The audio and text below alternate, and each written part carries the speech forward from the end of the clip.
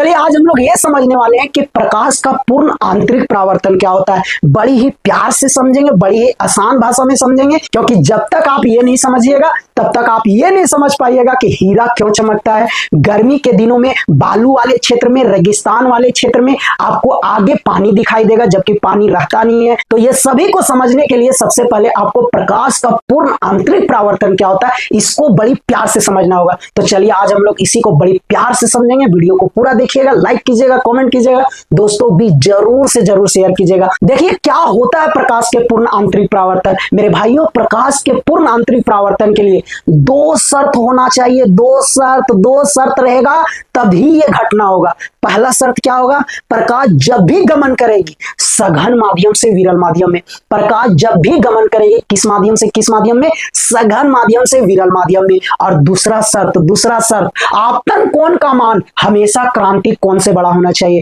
आपतन कोण का मान हमेशा क्रांतिक कोण से क्या होना चाहिए? बड़ा होना चाहिए। तो प्रकाश के पूर्ण आंतरिक परावर्तन के लिए दो शर्त। पहला शर्त, सघन से विरल माध्यम में प्रकाश गुजरना चाहिए, और आपतन कोण का मान हमेशा क्रांतिक कोण से क्या होना चाहिए मेरे भाइयों? बड़ा होना चाहिए। क्या होना चाहिए? बड़ा होना चाहिए। मान लीजिए मेरे भाइयों, प्रकाश सघन माध्यम से किस माध्यम से? सघन माध्यम से विरल माध्यम में प्रवेश कर रही है, यानी जल से वायु में प्रवेश कर रही है ना। तो अभिलंब के साथ जो कोण बनाती है ये किरण, आपतित किरण, इसी को हम लोग कौन सा कोण बोलते हैं मेरे भाइयों?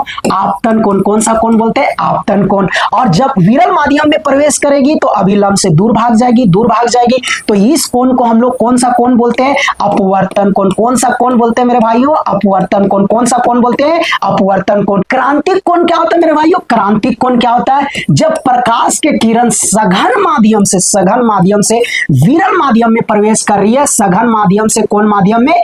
विरल माध्यम में प्रवेश कर रही है। ये हो गया आपतित किरण। आने वाले किरण को आपतित किरण बोलते हैं। इसमें जो प्रवेश करती है, इसमें जो गमन करेगी उसे ही अपवर्तित किरण कहेंगे। तो अपवर्तित किरण जो है ना, सो इस तरह हो जाएगी, यानी अभिलंब के साथ वो कितना डिग्री कोण बना देगी?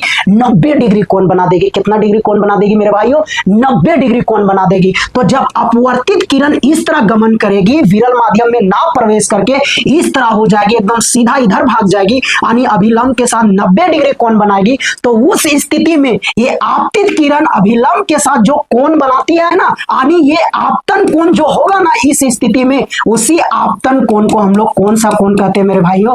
क्रांतिक कोण कहते हैं। कौन सा कोण कहते हैं? क्रांतिक कोण कहते हैं। कौन सा कोण कहते हैं? क्रांतिक कोण कहते हैं। तो क्रांतिक कोण क्या हुआ? आपतन कोण का उस मान को क्रांतिक कोण कहते हैं जब अपवर्तन कोण कितना डिग्री हो जाए मेरे भाइयों? 90 डिग्री। अपवर्तन कोण कितना डिग्री हो जाए? 90 डिग्री हो जाए। अपवर्तन कोण कितना डिग्री हो जाए? 90 डिग्री हो जाए। अब आगे समझिए, आगे बात को समझिए। यानी हम क्या कहना चाह रहे हैं मेरे भाइयों? क्या कहना चाह रहे हैं कि जब अपवर्तित किरण अभिलंब के साथ 90 डिग्री बनाएगी तो इसी कोण को हम लोग कौन सा कोण कहते हैं? क्रांतिक कोण कहते हैं। कौन सा कोण कहते हैं? क्रांतिक कोण कहते हैं। अब देखिए, अब कहानी को और बढ़िया से समझिए। यदि हम इस आपतित किरण को और झुकाएंगे तो बोलिए ये अपवर्तित किरण और उठते चली जाएगी कि नहीं? और उठते चली जाएगी कि नहीं? तो जब उठते चले जाएगी तो बताइए वो विरल माध्यम में प्रवेश करेगी? एकदम नहीं प्रवेश करेगी। होगा क्या ना, सघन माध्यम में ही टकरा करके उसी में घूम जाएगी, वापस उसी में घूम जाएगी। तो वापस उसमें कब घूमेगी? जब हम लोग इस कोण के मान को क्या करेंगे? बढ़ाएंगे। किससे बढ़ाएंगे? क्रांतिक कोण से बढ़ाएंगे, क्योंकि क्रांतिक कोण पर अपवर्तित किरण यहां तक पहुंच गई, 90 डिग्री बनाने लगी अभिलंब के साथ। और जैसे हम क्रांतिक कोण से आपतन कोण को बढ़ाते जाएंगे, बोलिए अपवर्तित किरण वापस उसी माध्यम में लौटती जाएगी कि नहीं? यानी वही सघन माध्यम में लौट जाएगी कि नहीं? हाँ या ना बोलिए। तो मेरे भाइयों, क्रांतिक कोण के मान से जब हम लोग आपतन कोण की मान को बढ़ाते जाएंगे तो प्रकाश के अपवर्तित किरण जो होगा ना, से सघन माध्यम में ही टकरा करके वापस उसी माध्यम में लौट आएगी।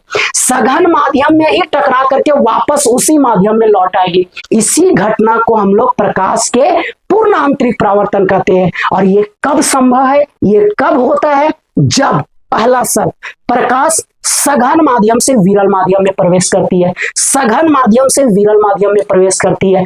और दूसरा शर्त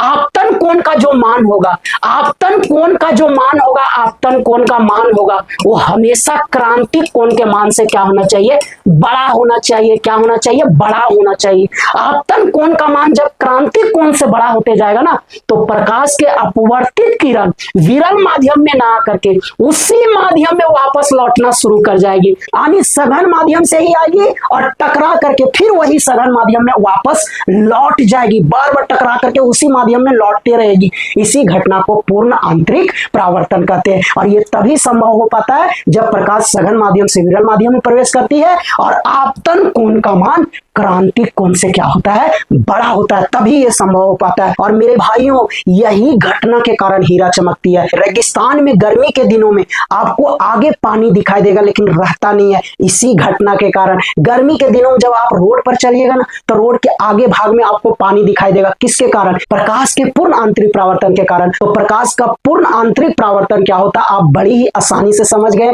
वीडियो को लाइक कीजिएगा, कमेंट कीजिएगा, दोस्तों भी जरूर शेयर कीजिएगा। मिलते हैं अगला वीडियो में कि हीरा क्यों चमकता है, गर्मी के दिनों में बालू के क्षेत्र में आगे पानी दिखाई देता है लेकिन रहता नहीं है, ये आप लोग को अगला वीडियो में बताएंगे बड़ी ही शानदार तरीके से। Bye bye.